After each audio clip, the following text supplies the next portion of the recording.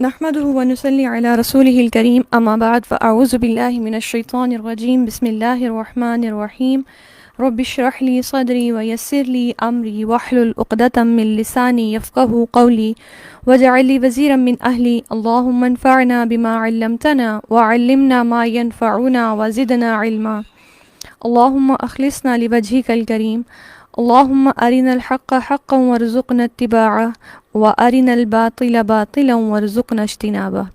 السلام علیکم ورحمۃ اللہ وبرکاتہ۔ آج انشاءاللہ جو ہم تجوید کا اپنا ٹاپک پڑھیں گے وہ ہے چند مخصوص کلمات کا حکم۔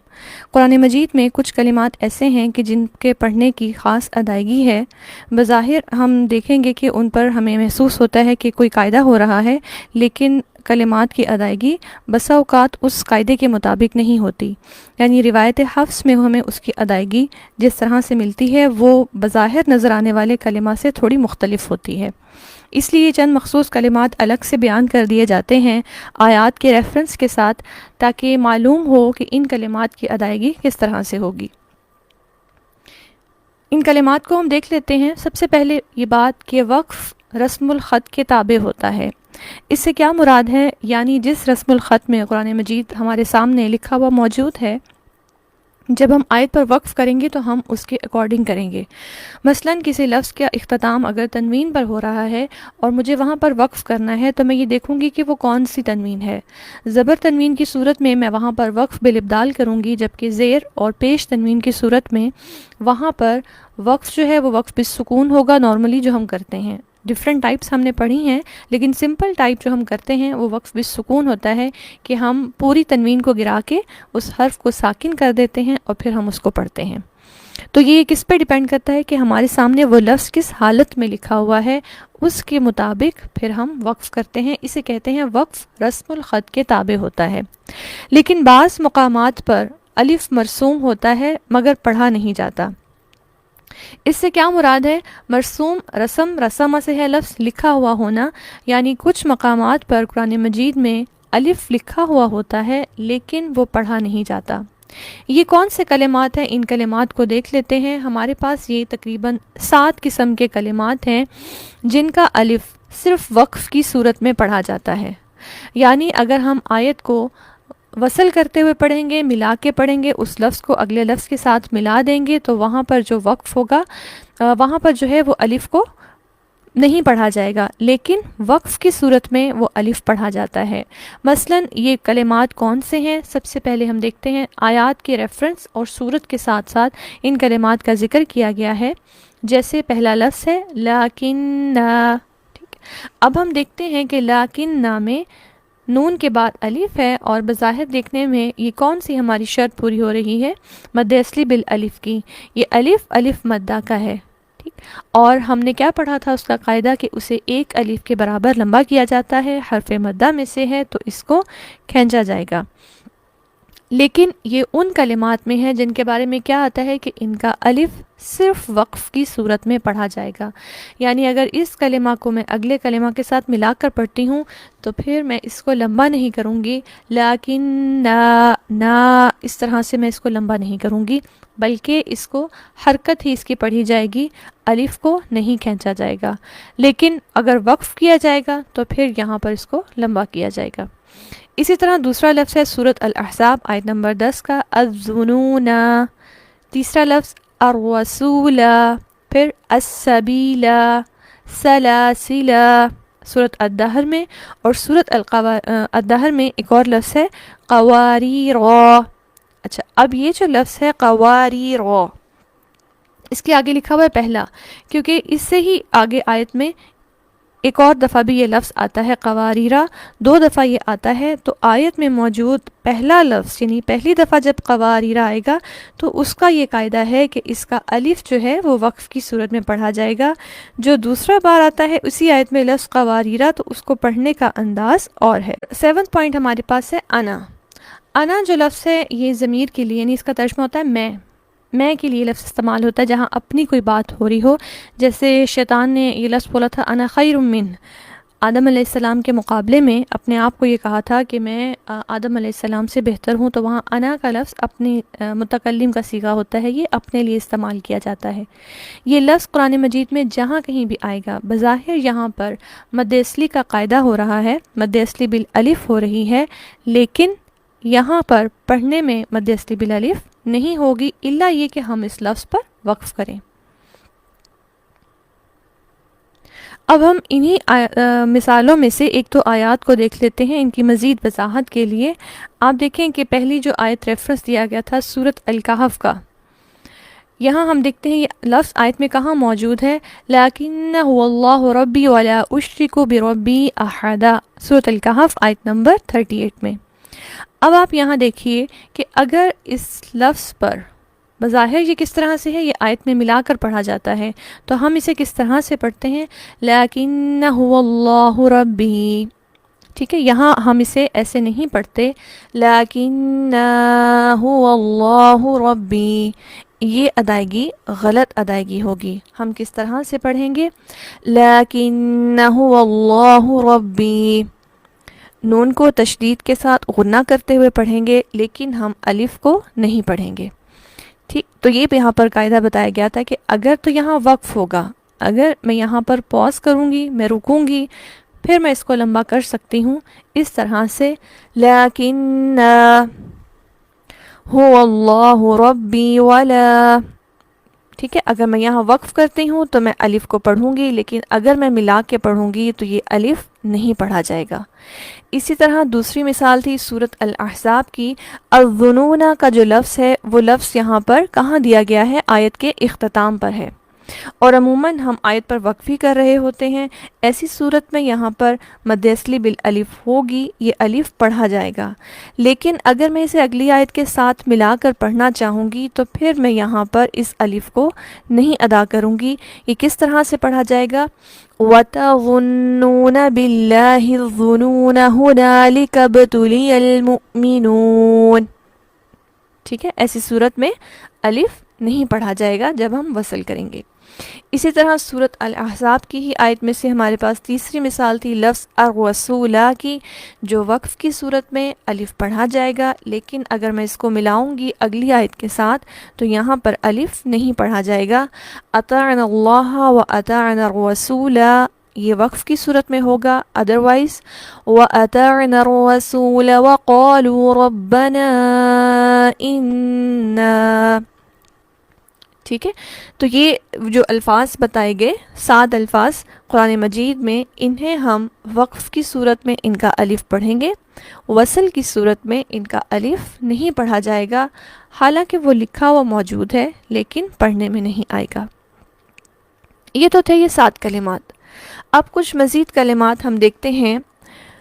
انا کا لفظ جو ہے اگر وہ نفس کلمہ کی ہو تو اس کا الف ہر حال میں پڑھا جائے گا۔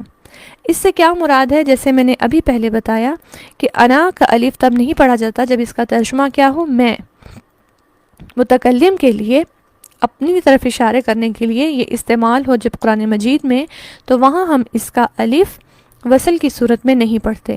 لیکن اگر یہ انا کا جو لفظ ہے یہ کسی لفظ کا حصہ ہے، مثال کے طور پر اب ہم ان الفاظ کو دیکھ لیتے ہیں۔ آپ دیکھیے یہاں پر لفظ آتا ہے جاءنا، اب بظاہر یہ انا ہی ہے، بالکل ایسے ہی جیسے یہاں پر لکھا ہوا ہے، یہاں حمزہ دوسری فارم میں لکھ دیا گیا ہے، تو یہاں ہم اس کو پڑھیں گے، یہاں اس کی الف پڑھی جائے گی کیونکہ یہ اس پورے لفظ کا حصہ ہے۔ یہاں انا کا ترجمہ میں نہیں ہے۔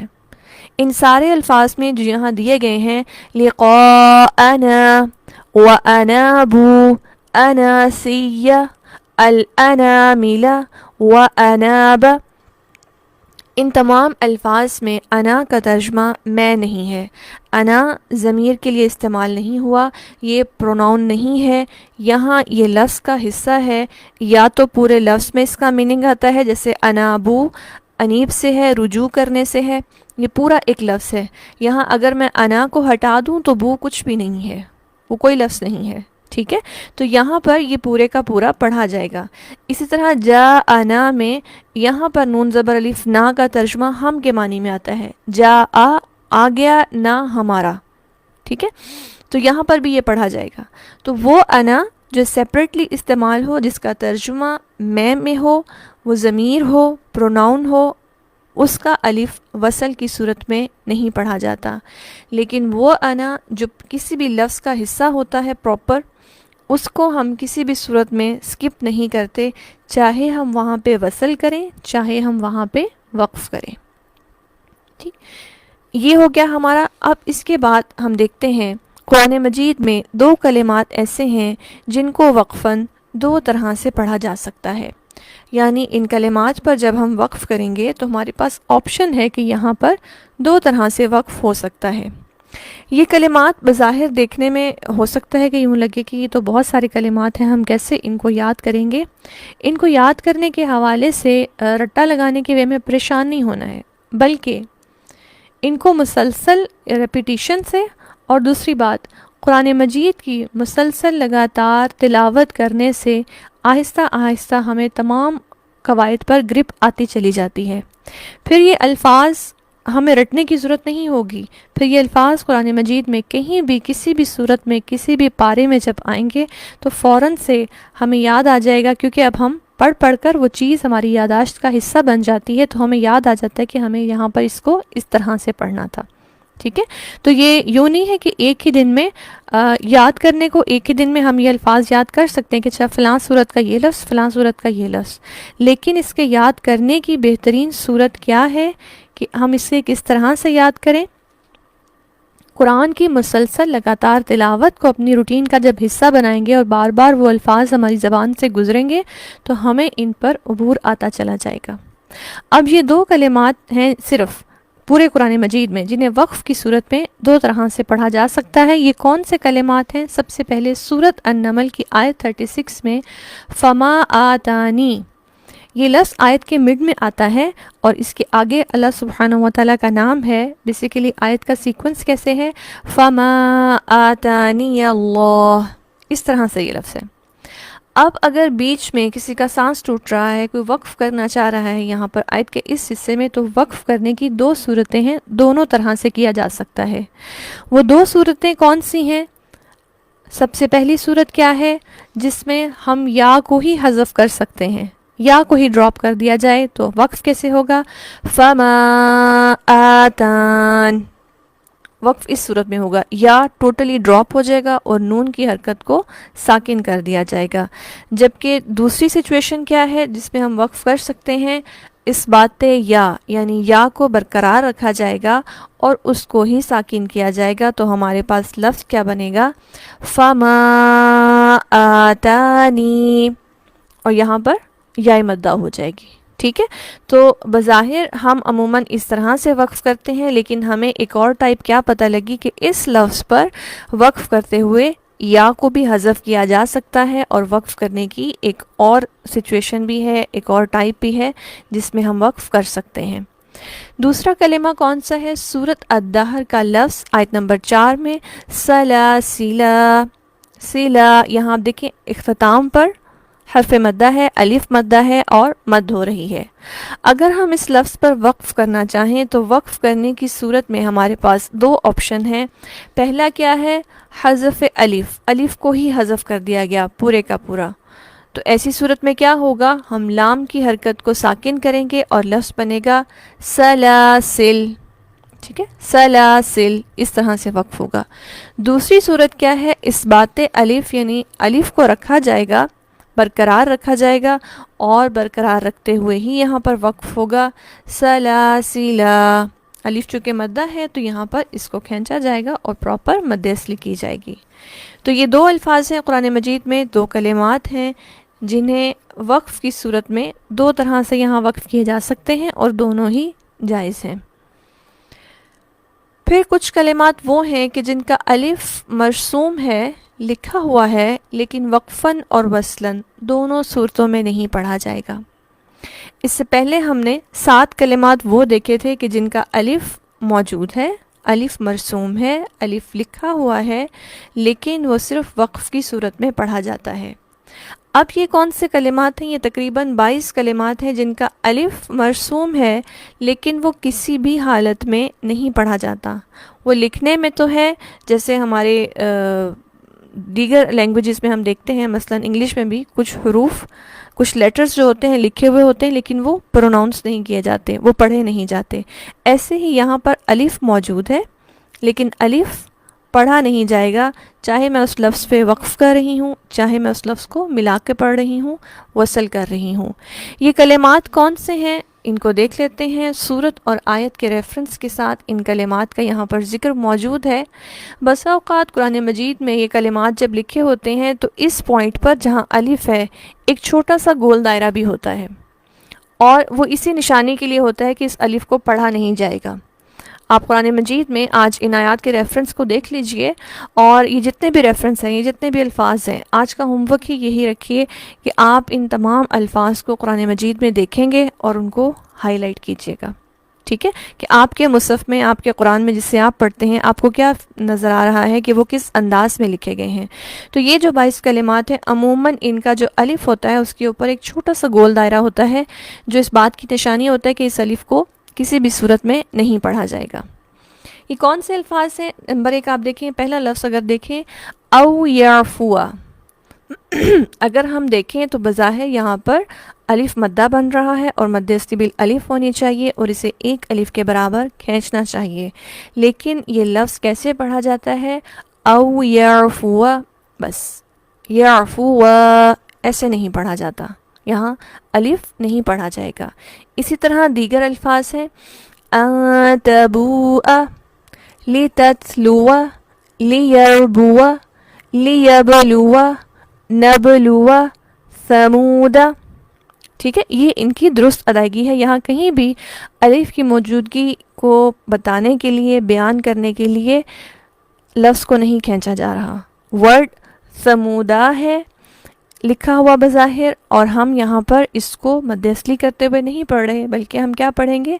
ثمودا، اور وقف کی صورت میں ثمود، دال ساکن ہو جائے گا، الف کا ہونا پڑھنے میں نہیں آئے گا.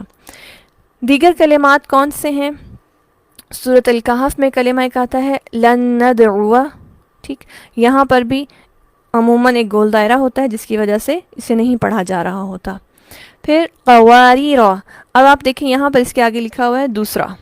ٹھیک ہے، اس آیت جو ہے سورۃ الدہر میں پہلا جو قواریرہ لفظ ہے وہ آتا ہے آیت نمبر 15 میں. اس قواریرہ کا قاعدہ کیا ہے کہ اس کا الف وصل کی صورت میں پڑھا جائے گا، نہیں پڑھا جائے گا، اور وقف کی صورت میں پڑھا جائے گا.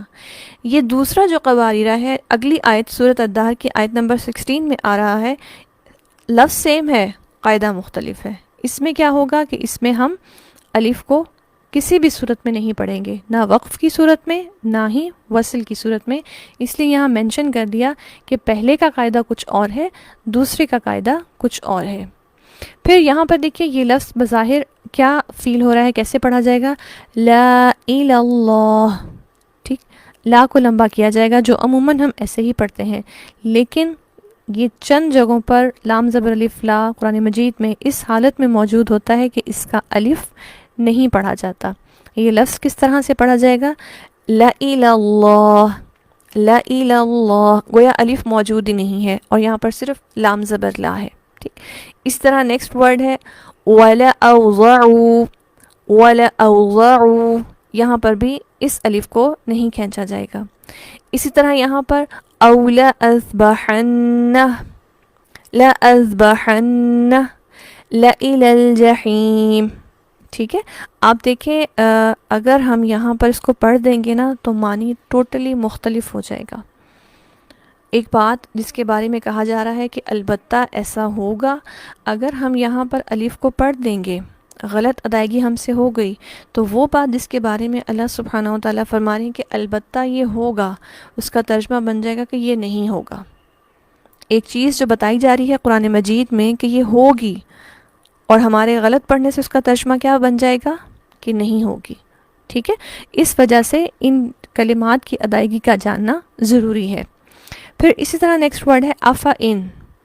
افا ان میں افا ان ایسے نہیں پڑھا جاتا. یہ لفظ قرآن مجید میں ایک نہیں کئی صورتوں میں یہ موجود ہے، اور سورۃ آل عمران میں ہے، سورۃ الانبیاء میں ہے. اس کے علاوہ جہاں کہیں بھی یہ لفظ آئے گا اسے ہمیشہ افا ان ہی پڑھا جائے گا، افا ان نہیں پڑھا جائے گا، یہاں الف نہیں پڑھا جاتا.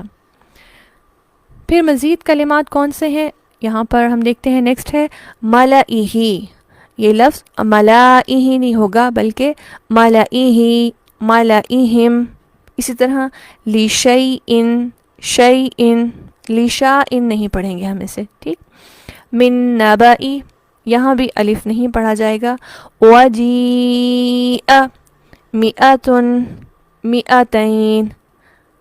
لأنتم اشد، اور یہاں پر لأنتم یہ غلط ادائیگی ہوگی. تو یہ ہیں چند کلمات جو تقریباً 22 ہیں اگر ان کو کاؤنٹ کیا جائے، کہ جہاں پر الف موجود تو ہے، قاعدہ بھی بظاہر ہوتا نظر آ رہا ہے، لیکن یہاں پر الف نہیں پڑھا جائے گا. اب اس کے بعد ہم دیکھتے ہیں کہ سورۃ الروم کی آیت نمبر 54 کے 2 کلمات ایسے ہیں کہ جنہیں 2 طرح سے پڑھا جا سکتا ہے، اور عموماً قرآن مجید میں جہاں یہ کلمات موجود ہوتے ہیں حاشیے میں یہ بات مینشن کی ہوئی ہوتی ہے کہ ان کلمات کو فتحہ اور ضمہ دونوں کے ساتھ پڑھا جا سکتا ہے. یہ کون سے کلمات ہیں؟ آیت کے اندر یہ کلمہ آتا ہے آیت نمبر 54 میں ضعف ضعفا، ٹھیک ہے. تو یہ جو ضاد ہے یہ فتحہ اور ضمہ دونوں کے ساتھ پڑھا جا سکتا ہے. آج آپ قرآن مجید کو کھول کے دیکھیں گا، آپ کے قرآن کے حاشیے میں کہیں یہ بات مینشن ہوگی، مختصراً لکھا ہوگا کہ ضاد فتحہ اور ضمہ دونوں کے ساتھ پڑھا جا سکتا ہے. دوسری صورت کیا ہے؟ ضعف ضعفا، ٹھیک. تو ضمہ بھی پڑھ سکتے ہیں اور فتحہ بھی. پھر ہم دیکھتے ہیں کہ 4 کلمات قرآن مجید میں ایسے ہیں جہاں صاد پر چھوٹا سا سین لکھا ہوا ہوتا ہے، اور بسا اوقات ہم پڑھتے ہوئے کنفیوز ہو جاتے ہیں کہ اب یہاں صاد پڑھنا ہے یا سین پڑھنا ہے. یہ ٹوٹل 4 کلمات ہیں، اور انہیں کیسے پڑھنا چاہیے روایت حفص میں خاص طور پر ہم دیکھتے ہیں کہ پڑھنے کا اسلوب کیا ہوگا، یہ ہم آج جان لیتے ہیں.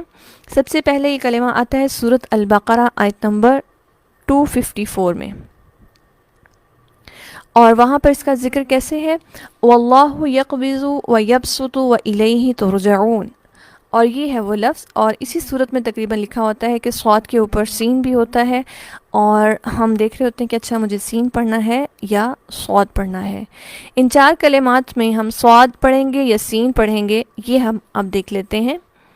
اور دوسرا یہاں پر آیت آتی ہے سورۃ الاعراف آیت نمبر 69، جس میں ورڈ ہے بسطتن، ٹھیک ہے، وزادکم فی الخلق بسطتن. ان دونوں کلمات کے بارے میں کیا حکم ہے کہ ان دونوں میں صاد کو سین پڑھیں گے. روایت حفص میں ان کو کیسے پڑھا جائے گا؟ سین پڑھا جائے گا. وَيَبْسُطُ بَسْطَةً، ٹھیک ہے. بس سین چونکہ پر حروف میں سے نہیں ہے لہٰذا زبان کی جڑ کو پیچھے سے نہیں اٹھائیں گے، سین کو پراپر ادا کرتے ہوئے بسطتن بسطتن، ٹھیک ہے. تو یہ 2 کلمات ہو گئے. اب تیسرا کلمہ کون سا ہے ان میں سے؟ سورۃ الطور آیت نمبر 37 میں ام ہم المسیطرون. یہاں بھی دیکھیں صاد کے اوپر سین موجود ہے. اس کے بارے میں کیا حکم ہے کہ اس میں اس لفظ کے اندر سین اور صاد دونوں پڑھ سکتے ہیں، آپشن ہے، جو چاہیں پڑھ لیں، چاہے اسے المسیطرون پڑھ لیں یا المسیطرون پڑھ لیں، ٹھیک ہے. دونوں طریقوں سے پڑھا جا سکتا ہے. اور چوتھا کلمہ کہاں آتا ہے؟ سورۃ الغاشیہ میں لست علیہم بمسیطر. اس کے بارے میں کیا حکم ہے کہ یہاں پر صرف صاد پڑھیں گے. سین لکھا ہوا ہے لیکن ہم صاد پڑھیں گے. لیکن اس کے بارے میں ایک اور بات کیا آتی ہے کہ بطریق جزری مذکورہ 4 کلمات میں سین اور صاد دونوں پڑھ سکتے ہیں. یعنی اس سے کیا مراد ہے کہ ہم جو ایک روایت حفص کے مطابق اپنے قواعد کو پڑھ رہے ہیں اور اس کے مطابق تلاوت کرنا سیکھ رہے ہیں، اس میں بتا دیا گیا کہ کس صورت میں سین اور صاد دونوں پڑھیں گے، کس صورت میں صرف سین پڑھنا ہے اور کس صورت میں صرف صاد پڑھنا ہے. لیکن پڑھنے کا ایک اور طریقہ کیا ہے؟ وہ بطریق جزری اگر دیکھا جائے تو چاروں کلمات میں سین اور صاد دونوں پڑھنے کی گنجائش ہے. لاسٹ چیز اس ٹاپک کے حوالے سے کہ قرآن مجید میں ایک کلمہ ایسا ہے کہ جن میں نون تنوین لکھا ہوا ہے. نون تنوین اگر ہمیں یاد ہو، ہم اس کو ریکال کریں، ہم نے کیا کہا تھا؟ وہ نون زائدہ جو کلمہ کے اختتام پر ہوتا ہے، ٹھیک ہے، اور اس کی علامت ہوتی ہے، یہ لکھا نہیں جاتا. ہم نے اس کے بارے میں یہ پڑھا تھا. لیکن پورے قرآن میں ایک کلمہ ایسا ہے کہ جہاں اس کو نون ساکن کی فارم میں لکھا ہوا ہے، نون ساکن کے طور پر یہ لکھا ہوا پایا جاتا ہے. وہ کلمہ کیا ہے؟ ہم دیکھتے ہیں قرآن مجید میں سورۃ آل عمران کی آیت نمبر 146 میں جو لفظ ہے وَكَأَيِّن، یہ کَأَيِّن جو لفظ ہے بیسیکلی یہ لفظ اوریجنلی اس طرح سے تھا، اس پر تنوین تھی، لیکن یہاں پر تنوین کو لکھا گیا، پراپر لکھا گیا، کیونکہ تنوین کیا ہے بیسیکلی؟ نون ساکن زائدہ جو کلمہ کے اختتام پر ہوتا ہے، اسے لکھا نہیں جاتا بلکہ علامت سے شو کیا جاتا ہے. ہمیشہ پورے قرآن میں علامت سے ہی شو کیا گیا ہے، سوائے اس واحد ایک لفظ پہ. یہاں پر یہ نون ساکن سمپل والا نہیں ہے بلکہ نون تنوین کا ہے، اور یہ لفظ پھر کس شکل میں لکھا گیا؟ وَكَأَيِّن، یا دو زیر ین. جب ہم بولتے ہیں ین بولیں گے تو کیا لفظ بنے گا؟ یہ والا لفظ، ٹھیک ہے. تو یہ ایک کلمہ قرآن مجید میں ایسا ہے کہ جس میں نون تنوین لکھا گیا ہے. اسی طرح دو کلمات قرآن مجید میں ایسے ہیں جہاں نون ساکن کو نون تنوین کی شکل میں لکھا گیا ہے، یہ اس کے اپوزٹ ہو گیا، ٹھیک ہے. نون ساکن ہمیشہ لکھا ہوا موجود ہوتا ہے قرآن میں، لیکن دو کلمات ایسے ہمیں ملتے ہیں کہ جہاں پر نون ساکن کو نون تنوین کی شکل میں لکھا گیا ہے. وہ کلمات کون سے ہیں؟ پہلی مثال سورۃ یوسف کی آیت نمبر 32 میں ہے وَلَا يَكُونًا مِّنَ الصَّاغِرِينَ. یہاں پر لفظ کون سا ہے؟ وَلَا يَكُونًا. یہ نن بیسیکلی یہ لفظ کیسے تھا؟ اس طرح سے. یہ نون اوریجنل نون ساکن ہے، ٹھیک ہے، لیکن کیا کیا؟ اس کو نون تنوین کی شکل میں لکھ دیا. کس طرح؟ نون دو زبر نن. آپ دیکھیں جب ہم اس کو بھی کھولتے ہیں تو یہ کیسے بنتا ہے؟ لکھنے میں ایسے ہی آتا ہے نا، ٹھیک ہے. تو یہاں پر بظاہر دیکھنے میں یہ نون تنوین ہے، لیکن اس میں کیا ہوا ہے؟ نون ساکن کو نون تنوین کی شکل میں لکھا گیا ہے. پڑھنے کا طریقہ ایک ہی ہے، چاہے لفظ ایسے لکھا ہو یا اس طرح سے لکھا ہو، ٹھیک ہے. لَيَكُونَن پڑھنے کا انداز ادھر بھی وہی ہے اور ادھر بھی وہی ہے. دوسرا لفظ قرآن مجید کی آیت سورۃ العلق آیت نمبر 15 میں موجود ہے کَلَّا لَئِن لَّمْ يَنْتَهِ لَنَسْفَعًا. لَنَسْفَعًا یہاں پر بھی جو تنوین ہے بیسیکلی نون تھا جسے تنوین کی شکل میں لکھا گیا. لفظ کیا تھا اوریجنلی؟ لَنَسْفَعًا یہ تھا لفظ، لیکن رسم الخط میں لکھنے کے انداز میں اسے کس طرح سے لکھ دیا گیا؟ تنوین کے ساتھ لَنَسْفَعًا، اور باقی وجہ سے پھر ہم یہاں پر اقلاب کا قاعدہ کرتے ہیں. تو یہ تھی چند مثالیں مختلف الفاظوں کی قرآن مجید کے کہ جو بظاہر نظر کچھ اور آ رہا ہوتا ہے قاعدہ، لیکن ہمارے اس کو پڑھنے کا انداز مختلف ہوتا ہے. ان الفاظ کو یاد بھی کیا جا سکتا ہے، لیکن پھر اس کے ساتھ یہی کہوں گی کہ جتنا ہم کثرت سے اپنی تلاوت میں اضافہ کریں گے، کثرت سے جب ہم قرآن مجید کو پڑھیں گے تو یہ بات ہمیں پڑھنے سے، کثرت سے پڑھنے کی وجہ سے خود بخود ذہن نشین ہوتی چلی جائے گی کہ اچھا یہاں پر اس لفظ میں یہ قاعدہ موجود ہے. لیکن آج کے ہوم ورک کے حوالے سے ہم سب لوگ یہ ہوم ورک کریں گے کہ جو بھی الفاظ یہاں پر دیے گئے ہیں آیات کے ریفرنس ساتھ ساتھ ہیں.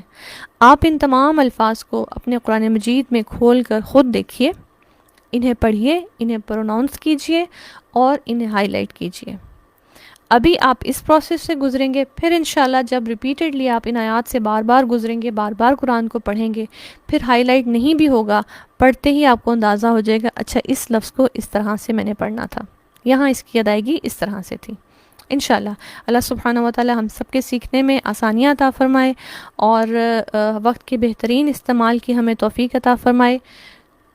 وآخر دعوانا ان الحمد للہ رب العالمین. سبحانك اللهم وبحمدك أشهد أن لا إله إلا أنت أستغفرك وأتوب إليك.